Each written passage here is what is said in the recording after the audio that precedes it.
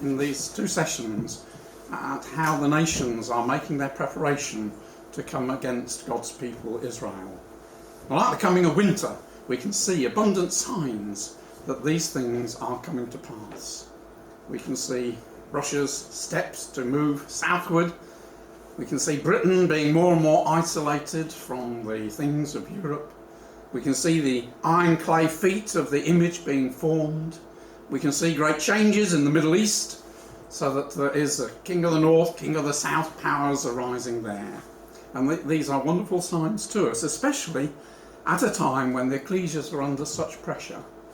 Our young people are being pressured by the constant flow of information concerning evolution to try and see whether they can change their understanding of Genesis chapters 1 to 3 and try and adapt to the evolutionary ideas. And of course that is, one can't do it. We have to have strong faith in our God. The evidence is there. And just at a time when the ecclesias are suffering, God has given us all these wonderful signs so that we can see that his hand is at work. And it's a great privilege to have the Bible in our hands so that we look out on a world and we're not frightened by it. The world is frightened by it. It sees great troubles, it sees terrorism, it sees earthquakes, it sees famines, it sees pestilences. But we know that the world is not going to end with Putin pressing the nuclear button. It's not going to end with Ebola sweeping the world like in the Middle Ages. We know that the kingdom of God is going to come, and a great change of peace and blessing for the earth. A lot of these things we are very sheltered from in this country. Our brothers and sisters living in Africa are facing the great upset of Ebola. It has devastated the economies and everyday life because people can't go out and plant and sow, and they're very fearful of what is happening, and the situation there seems very dire. And there's a lot of brothers and sisters in Sierra Leone and Liberia. Nigeria at the moment has kept itself Ebola free. But this was a report estimating that there might be 90,000 deaths just in one county in Liberia by the middle of December. Interestingly, the graphs, the top line on the graph shows the total deaths from Ebola, and it does seem to have paused, but just at the fourth it's just beginning to go up again. And the latest report I could get, which was on last Sunday, showing that there was suddenly a sharp rise.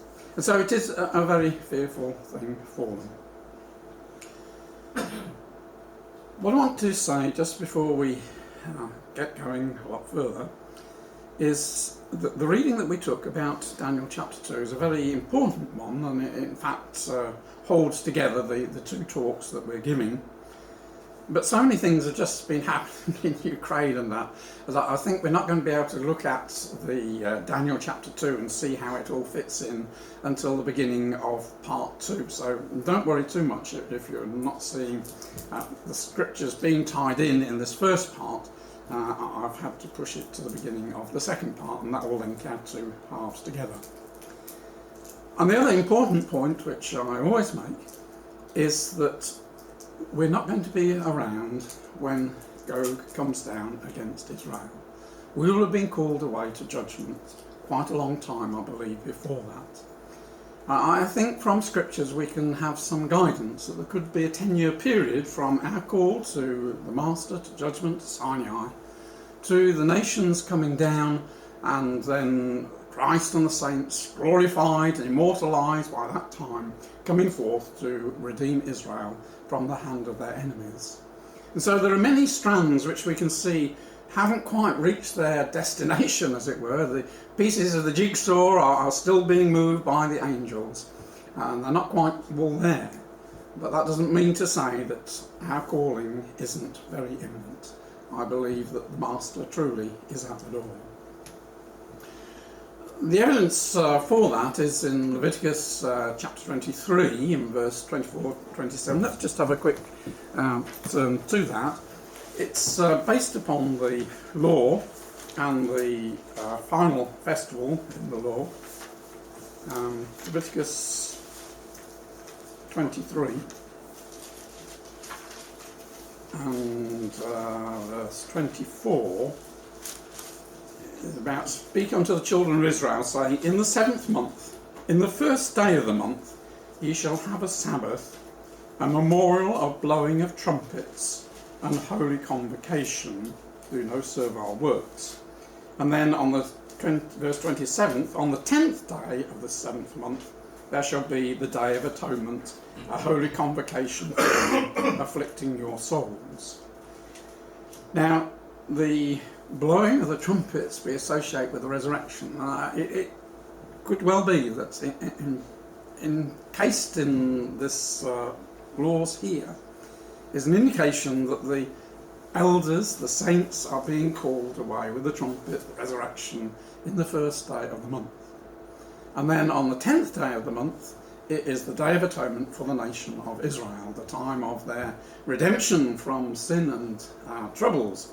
And applying a day for a year, that would give us an indication of a 10-year period from our calling away to the saving of Israel from their enemies. And we know there are several passages which seem to indicate there's about a 40-year period from that time, from Armageddon, to the establishment of the kingdom. And most of that will be involved in matters to do with Europe, who will be resisting the return of the Lord Jesus. And obviously the kingdom has got to extend to the ends of the world during that 40-year period. And that then gives us a 50-year period, which is how God works through these Jubilee periods. Now, one question that often arises is, are we to look to Russia conquering Europe? Years ago, there were many talks and magazines and leaflets about Russia triumphant, Europe in chains. Well, I think that Revelation chapter 16, which is a chapter which we well know, indicates that that isn't the situation. We have a dragon power, which we equate with Russia. We have a beast power, which we associate with Germany and the EU, and we have a false prophet, which we equate with the papacy. And they keep their separate identities. We're living in the time of this period of a dragon, beast and false prophet. So we're not looking for Europe to be conquered by Russia. They keep their identities. At the moment there's great conflict between them because of the matters over Ukraine, which we'll be looking at. But the time will come when they will bury their differences, unite together, as Ezekiel 38 indicates, and to come down against God's people of Israel. But there is one spot that we are expecting Russia to take, and that is Constantinople. Why do we say that? Well, it is rooted in history. There have been 3 Romes.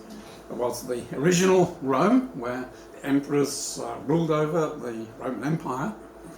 And then when Rome became Christian, in inverted commas, under Constantine, he moved the centre of government over to what he called Constantinople, rebuilt it after the pattern of Rome, and the empire was ruled from Constantinople.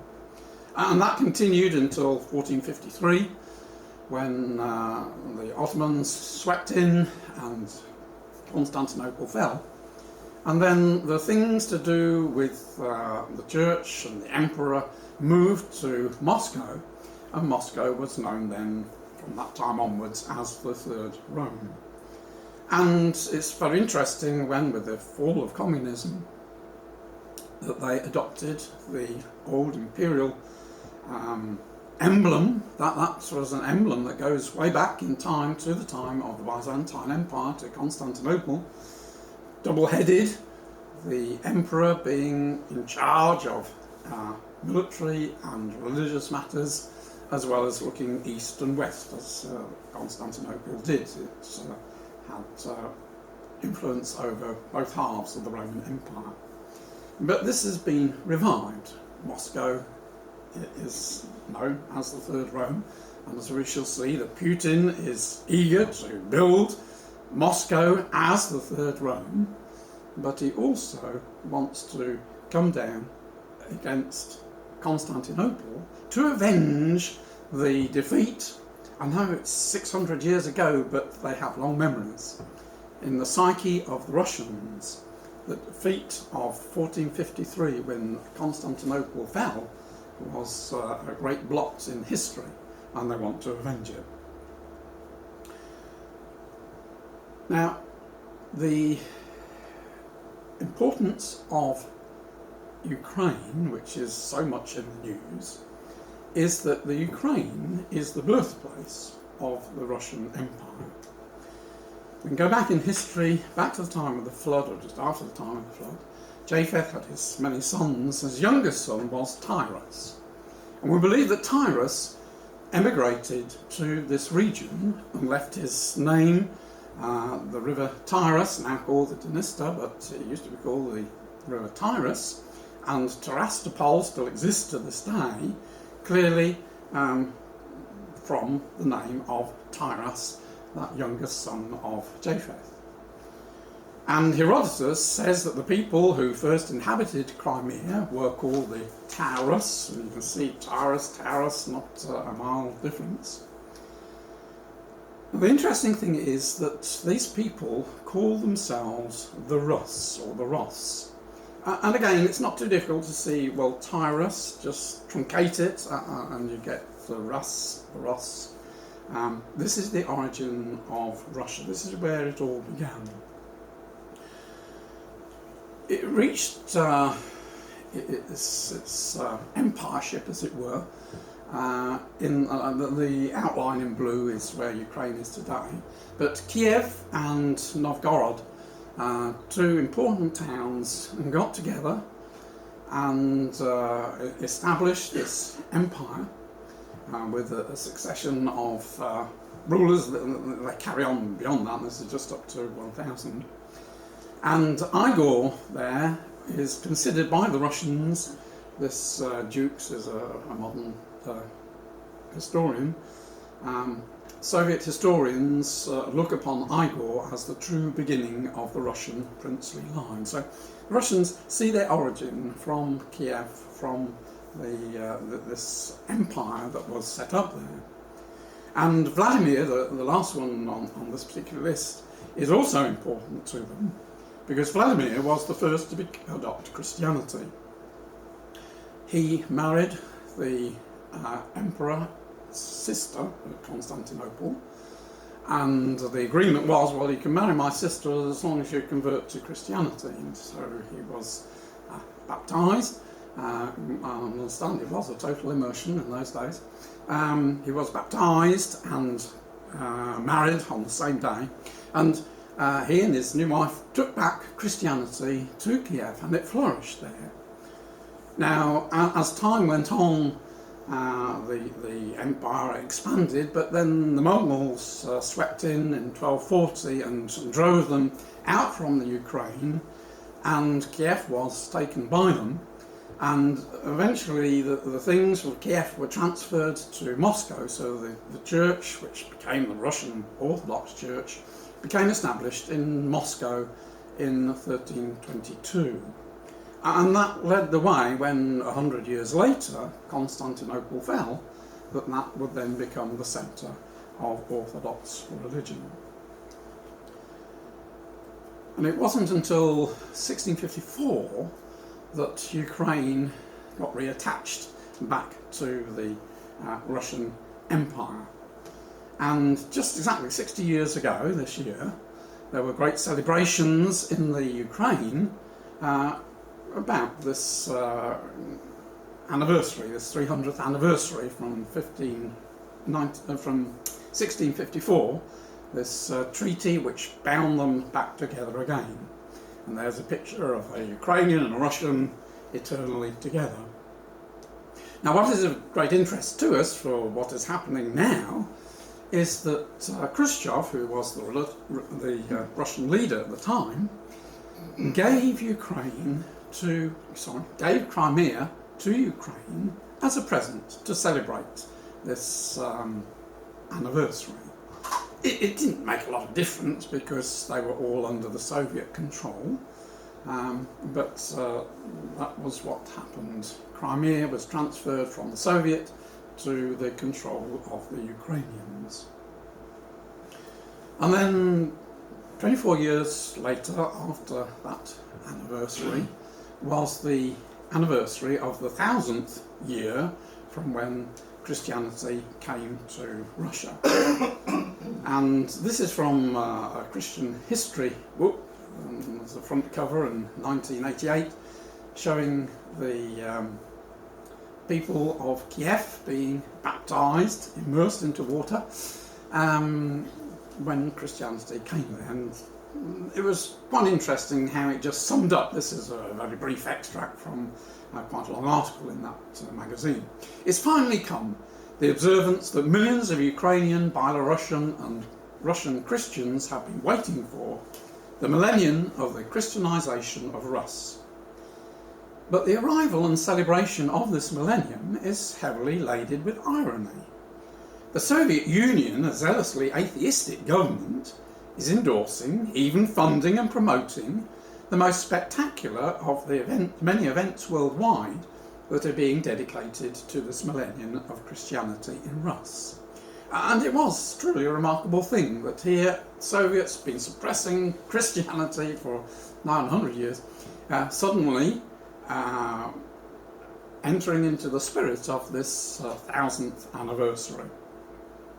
And of course nobody realised in 1988 that we were so close to the fall of the Soviets. It was only 3 years later, in 1991, that the Soviet broke up. And all the nations in these colours here separated themselves from Russia and gained their independence. Now, to the Russian people, that again was a disastrous thing. Putin, way back when he first was first president, said that the demise of the Soviet Union was the greatest geopolitical catastrophe of the century. That's talking about the 20th century. And we've had 2 world wars, but no, the breakup of the Soviet was the greatest catastrophe because she suddenly lost a lot of her possessions. Now, Putin regards these former colonies as being very much part of Russia and is very much against the West, as the West is trying to pull them towards the EU. So bitter conflict, and we see the seeds of it. Now, we just want to concentrate on the Ukraine. Most of the trouble in the Ukraine is in the eastern region. This is the quite a wealthy region. This is where the coal mining is at Donetsk, and it is the industrial heartland. In fact, quite a high proportion of the Ukrainians live in the east. Now, if I superimpose upon that map this, which tells us of the percentage of Russian-speaking people in Ukraine, you can see why this eastern part, with 87%, 82% are Russian-speaking, tailing right off to only 3% in the west there. You can see why the eastern side has such kinship with Russia rather than with the west. And Putin is very keen, at least, to take in this eastern and southeastern section under Russian hands. We know that in March of this year he moved in and seized Crimea. Crimea is very important to Russia because this is where they have their big fleet. But at the moment they haven't got much access to it, only by ship, because the only land access runs through Ukraine, which of course they are denied. So at the moment what they're looking at is calling in the Chinese to build a bridge across that very little narrow waterway there, which will connect Russia mainland to Crimea. But as I say, the importance to Russia of taking Crimea was she had then control of her bases at Sevastopol. Now Russia has many naval bases, but the problem with all of her bases is that in winter time they get frozen up, apart from Sevastopol in the Black Sea. So this is an ice-free port, a deep port. It can take deep ships, and what she is aiming to do is to enlarge her navy at Crimea. The other prize for Russia in taking Crimea was that it suddenly gave her access to a lot more of the maritime coastline, because this, in this particular shade, used to be Ukrainian. Now Russia says, well, we now possess Crimea, so we have access, maritime access to all that region. Now the importance of that is that off the coast here is vast oil and gas reserves. It's been likened to the North Sea, and so we can see how important it is for Russia to have control over that region there. Now Putin, as we said, is modelling himself upon the old things. He sees himself as one of the Tsars, one of the emperors of Russia, and he believes is resurrecting the Third Holy Roman Empire. As Putin slowly expands the borders of the Russian Federation and recovers ancient territory of Imperial Russia, he believes he's expanding the Third Holy Roman Empire. He frequently talks of his faith. And here's another one. Putin cast himself as an ideal new Russian leader, both of church and state. Putin has skillfully crafted a sense of Russian identity in the post-communist world by adaptly appealing to the sense of nationhood based upon orthodoxy, autocracy, and good old Tsarist, and indeed Roman imperial masculine ideals. And in this he is backed by the church. And it was quite interesting that the Russian Orthodox leader, the Patriarch, he agrees that Ukraine, in principle, does not independently exist. Ukraine is instead part of the historical territory of Russia. So here we have Putin, backed by his church, saying of Ukraine, really, this is part of Russia. Because after all, this is where Russia originated from. And we have seen a remarkable growth in the church and its power since 1991. There are frequent pictures of Putin and other leaders with the religious leaders. There's virtually no political gathering where there isn't a priest standing by, or the patriarch.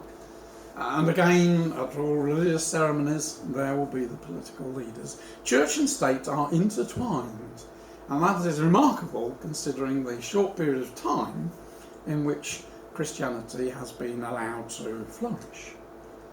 And this Russian Orthodox Metropolitan Heralium will be coming back to this slide later on in a different context. But he gave an interesting speech, and he was outlining just the incredible growth. Throughout the last 26 years, the Russian Church opened more than 26,000 churches, 1,000 churches a year, 3 churches every day. More than 800 monasteries, which have been filled with young monks and nuns. A whole generation of people torn from the church has again discovered faith. So that's quite staggering.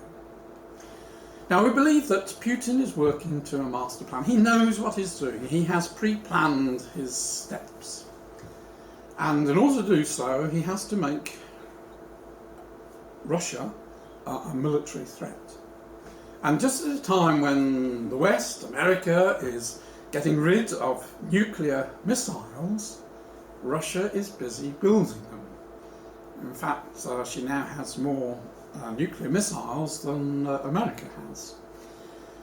But here he is Russia is to increase annual spending on nuclear weapons by more than 50% in the next 3 years, and the draft federal budget provides for a 60% increase in overall national defence spending by 2016. Russia is currently in the midst of its biggest rearmament drive for a generation, part of a massive overhaul of the forces, including a move towards all professional services. So Putin is preparing for war. And we can see Putin's pathway to the south.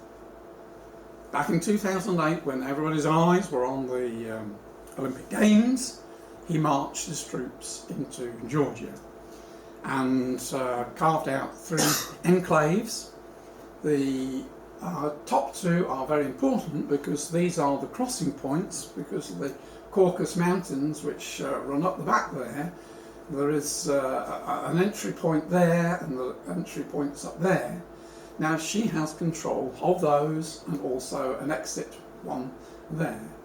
And it wouldn't take Russian army very long to just link those 2 up when they decide to. So that was 2008. So quite a time ago, 6 years ago, but Putin is moving. That was his first move. And then this year he seizes Crimea. He is in Ukraine, causing trouble on the eastern section there. And he has also, on the other side of the Ukraine,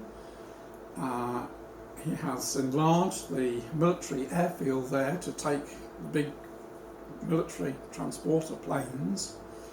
He's also put 2,000 troops into Moldova, as well as having 3,000 upwards of troops in eastern Ukraine. So you can see how he's seized the south and he's pinching east and west, as it were. He's building up his navy at Sevastopol. Again, we will look in more detail at that in a moment.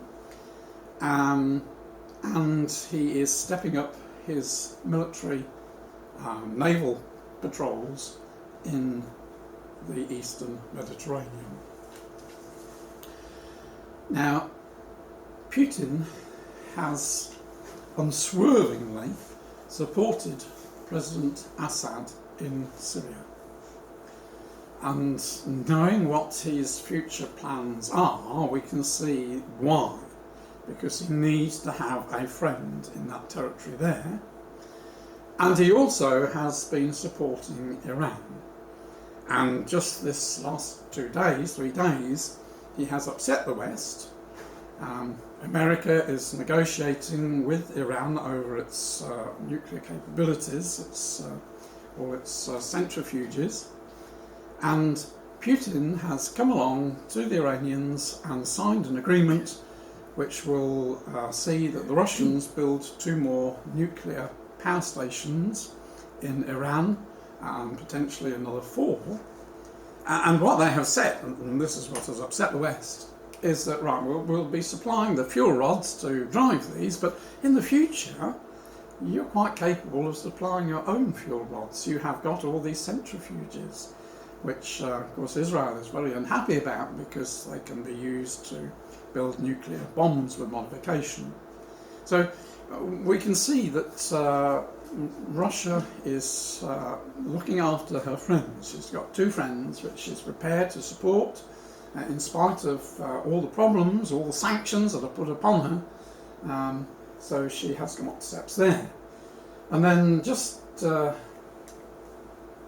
couple of weeks ago, 3 weeks ago was it, was revealed that the Syrian Free Army, who's been fighting in the region there, came across a Russian listening post spying on Israel. So there's the Sea of Galilee, this is the Golan Heights, and on this hill there, Al-Hara, they came across, they seized the Syrian Free Army, seized this post, and inside they found all these pictures of Russians and Russian people who'd been manning it and visiting it. And clearly it was an advanced post of the Russians, which they've now lost to the Free Syrians, which was being used to spy upon Israel and Israel's movements and messages there. So we can see how he is making his preparation to move forward. And he certainly knows where he is going. He's working to a plan. So just going back to Ukraine and Crimea, as we say, Sevastopol is this deep water, ice-free port. When he seized Crimea, he also seized the Ukrainian ships, which also were had their own base very near to Sevastopol. And in fact, Putin seized, the Russians under his control, seized 51 of the Ukrainian naval vessels. And most of the people on board these ships have decided to switch sides and to join the Russian Navy. Their pay is better and they have a job, whereas if they refuse, then they've lost their job. So suddenly he has enlarged his fleet of ships by another 51 ships. So it's not quite doubled the size of his navy there, but not far off. But he's also taken the step, and this again is what worries the West, is to station on Crimea these nuclear missiles. These Islanders are one of the most advanced missile systems available, and so he's putting these missiles in Crimea, nuclear tipped. He is also putting in his Air Force a squadron of these Tu-22 supersonic fighting planes, which again are adapted when necessary to carry nuclear bombs. Just earlier this week ago, the Russian shipyard in Kaliningrad launched the second of these frigates. There's a total of 6 are on order, and these frigates are to be based here. So we can see the great preparations. There's also quite a programme to build nuclear-powered submarines, which again will be based here. You can see a sudden concentration of missiles, weaponry in Crimea. Now, what is that for? Well, we know what that is for. It's all part of his plan to move further south. So the statement here, the stationing of new nuclear forces on the Crimean Peninsula is both a new and threatening, a menacing threat to the security of Europe, and also a clear message from Putin that he intends to continue to violate the territorial integrity of his neighbours. Well, the situation in eastern Ukraine is that these two provinces, Luhansk and Donetsk, I doubt if that's how they're pronounced, but at the moment about a third of the total territory is under Russian control. They had elections at the beginning of the month, and they all agreed, yes, we will be independent. Just at the moment, there is quite an interest to push southwards to this little port which is on the coast of Mariupol. As I said, Donetsk is the coal mining region, and they don't have any outlet other than going into Russia for their coal. So what they're very keen to do is to take that port, and at that port is the main Ukrainian steel yards, where they've got steel furnaces and that. And this is an important port, because from there it's not too far to get to Crimea and out through the Black Sea to the Mediterranean. So the writing is on the wall for Mariupol to be seized, and there is at the moment sporadic fighting, and the Ukrainians are very fearful that that is going to fall. And don't expect it would stop there. One would expect, if I just go to the next slide, this is how it was over 100 years ago. This is in 1897. And the region we're just looking at there, and the port's just about there. But in 1897, this was known as New Russia. And this is the term that the Russians are using of their enclave in this region up here. They're talking about it as the New Russia, Nova Russia. And you can see that, well, this is where the Russian-speaking population live. Take that region, and then they've got their access by land to Crimea. It might happen fairly soon. This was Wednesday. Is Putin about to invade Ukraine? Observers report a huge build-up of Russian military forces on Ukraine's borders, about 7,000 or more troops inside Ukraine, and some 50,000 massing outside. Besides scores of howitzers, rocket launchers and armoured vehicles, the estimates estimate 100 tanks inside and another 400 tanks outside the porous border. You could call it an escalation. The invasion began with Crimea and moved to Donbass and hasn't stopped still. Actually, we're witnessing preparation for outright war.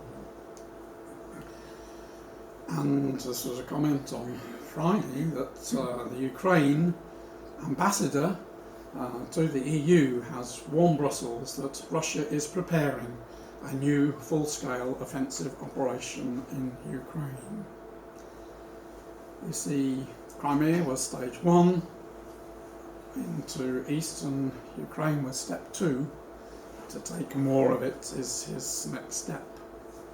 And his longer-term plan is not to stop there. Even the world can see the message. This is Russia's push to the south. Moscow's conquest and annexation of Crimea in February has set the stage for a new Russian drive to the south. Furthermore, the Russian naval presence in the Black Sea, as well as Moscow's acquisition of new naval bases and infrastructure in the strategic region, all directly threaten Turkey, the other major local naval power of the Black Sea. And there is trouble brewing, because on Sunday, or probably on Saturday, reported on Sunday, about this fiery telephone call between the president of Turkey and Putin.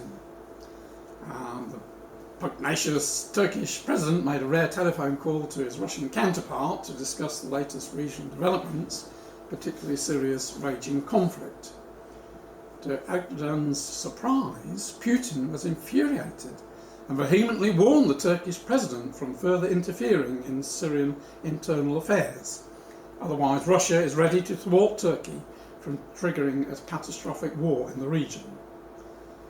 The Turkish flabbergasted president then asked Putin whether his fiery remarks meant a direct threat against Turkey. And Putin replied, "Mr. President, you may construe whatever interpretations you wish from my words." Now, knowing Putin, we don't have much difficulty in seeing the implication. He was saying to Turkey, keep out of interfering in Syria because the Turks want to see Assad gone. Putin needs Assad there as his forward base. And he was saying to Turkey, keep out, otherwise we will take action. Now, this may be some way off. We went from 2008 in Georgia to 2014, so it may be some way off. It may belong to the period when we're at Sinai that Russia finally sweeps down against Turkey. But there's no doubt that Turkey is the destination, the ultimate destination. As one goes to Russia, especially Moscow, you see the cross over the crescent, and they will openly tell you, well, it's pointing to the time when the cross will be triumphant over the Turkish crescent. So, avenging the fall of Constantinople. Now, back in World War I, Russia did try to take Constantinople Istanbul today, but it failed because it wasn't in God's plan. The time hadn't come. But we can be sure that the next time will be the right time, and Turkey will fall to Russia. So we are in a grim time, and Russia, Putin, is not afraid to threaten the world with his use of nuclear weapons if necessary. This comment in the International Business Times: to make a joke about a nuclear war threat is no laughing matter at all. More so if it's been uttered at least 3 times in less than 2 months. And again, Russian President Vladimir Putin may not really be kidding at all every time he reminds the West of his country's nuclear arsenal. And Gorbachev said, didn't he, the world is on the brink of a new Cold War. Those at the Telegraph, that was a centre spread there, a new Cold War. So, at the moment, the contest is over Ukraine. Now, we might, from what news we read in the West, think it is all a very one-sided affair, and this is all Russia clawing away. But that isn't the fact at all. The EU has been goading Russia very much in the past year or so.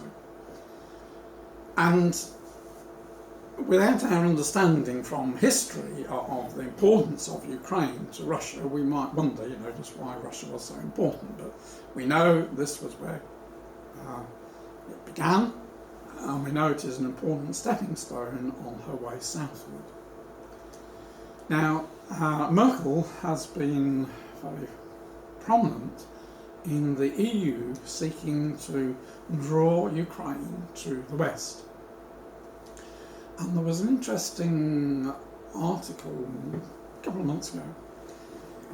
The EU claims that it has put about 25 million into Ukrainian civil societies over quite a long time period, about 6, 7, 8, 9 years, isn't it? In actual fact, the amount of money that the EU has poured into Ukraine in an effort to make it turn to the West is actually not to £25 million, but 348 million. And Merkel and the other high-ranking EU officials were very prominent a year ago, trying to turn the president, who was president at the time, who was very Russian-leaning, trying to drag Ukraine to the West. They didn't succeed. The President Yanukovych stepped down, didn't he? It was in February time. But it has left this bitterness on Russia's part that the West has been interfering in Ukraine, trying to pull it westward, and it says no, it belongs to us. And so we see that the West is a bit impotent. Russia has all the cards. The West might put sanctions on Russia, but those sanctions are backfiring, aren't they, on the West? Germany has lost an awful lot of trade because Germany was one of the prime sources of trade for Russia. And because of the sanctions, that trade isn't there. She's experienced a real slump, as is all the EU. And it may be sufficient to tilt the balance and cause a collapse of the euro. And if what seems to be the situation that very imminently Putin is going to go further into Ukraine, and the West try to put more sanctions on, it will only affect them very badly. We can see from Putin's viewpoint it's a brilliant time to go and make trouble in Ukraine, because the EU has had all new elections, there are new commissioners at the beginning of the month taking their offices, settling into their jobs. America is occupied with ISIS in the Middle East, And now Al-Qaeda have joined up with ISIS, making the job even more difficult. As I say, for timing, it would be a brilliant time for Russia to move forward. And I think today, Cameron in Australia at the G20 meeting is going to have strong words with Putin, but they will roll off his back. Interestingly, the change in what is called the representative for the EU Union of Foreign Affairs and Security Policy, what we will call our Foreign Minister, has now changed. Catherine Ashton now has stepped down and been replaced by this much younger lady who was the Italian Minister of Foreign Affairs. And she is quite pally with Putin. This was a cartoon earlier on. And so it would make it more difficult for the EU to stand up to Russia if their foreign minister is friendly with him. Interesting time ahead. Now, just continuing our look at the EU, we've morphed seamlessly from Ukraine and Russia, the EU. Forbes has just issued its list of what they regard as the world's most powerful people, and the first 5 haven't changed from last year, beginning with Putin. But what is of interest to us is Merkel is still in number 5. She is regarded as the most powerful woman in the world. There are a few business peoples at number 8. You might not recognise that face. That's Mario Draghi, who's the President of the European Central Bank, and so therefore holds the most important role. And Cameron was in 11th place last year. He has stepped up a place to number 10. So Merkel is considered the most powerful woman in the world, and Germany is certainly the undoubted leader of the EU. There have been some very interesting articles, again that were only this week, indicating that in Germany there is a movement away from Germany feeling responsible for what happened in World War II, and no longer is she going to take much cognizance of what happened then. She is determined, the past is the past, we've atoned for our sins, as it were, we've got to move forward. And so that will be part of a growing in Germany's leadership. She's put the past behind her and is pressing forward. Now everybody looks to Mrs. Merkel to deal with Putin. 2 reasons. One, that she grew up in Eastern Germany and so can speak fluent Russian, just as Putin was a spy in Eastern Germany and therefore can speak fluent German. So she's the one who understands Putin, has had a lot to do with Putin, has visited Putin, spent Christmases with Putin, and she's in this awkward position now because of what Putin is doing. She's being pushed by other people to put sanctions upon Putin, which I think basically she is reluctant to do. Interestingly, they've just had the 25th celebration of the fall of the Berlin Wall, and Merkel was one of those that first evening who went from East Germany across into West Germany on that first night when they were able to cross without being shot at.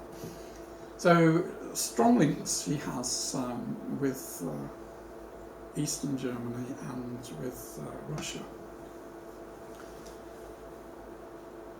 There is an interesting movement again in Russia to have an emperor, not necessarily to lead the people, but to be a figurehead. And this was an interview back in June of last year of the great grandson of the last Kaiser, who said, you know, this is what Germany needs. We need somebody to withstand the onslaught of moral degradation which is taking place. We see it in this country, it's taking place around the world. We need somebody to be an example to the German people, figurehead. He believed that a royal family with divine right conferred by God could offer Germany what is missing.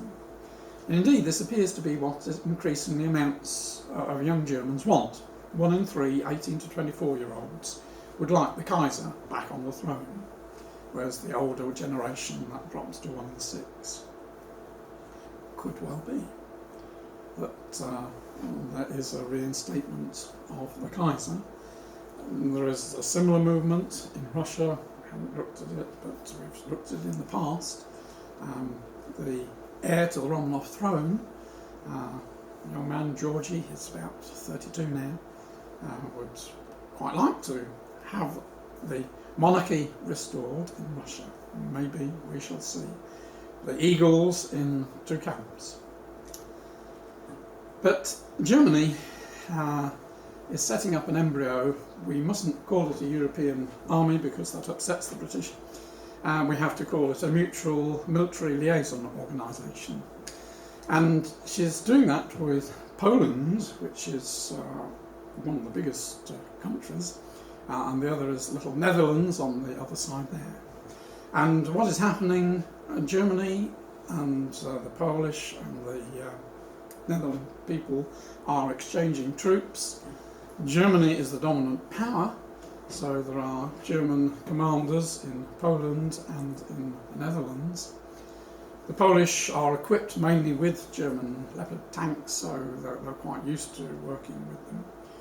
But one can see that when Britain eventually gets kicked out, that this will grow into Germany leading the bringing together of an army, having a military might, in order that in this future day, when Gog comes down with his many companions, that there is an EU army to join with the Russian army to come down against Israel.